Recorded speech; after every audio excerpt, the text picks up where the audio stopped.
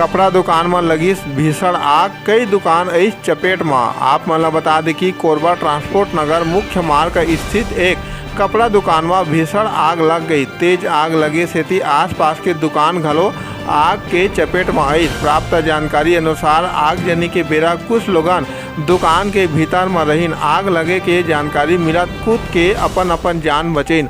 हालांकि आग लगे के कोनो पुष्टि नहीं हो सके है ता शॉर्ट सर्किट ला घलो कोनो आग लगे के कारण बतावत है। सीजी पंचायत न्यूज ले ब्यूरो रिपोर्ट।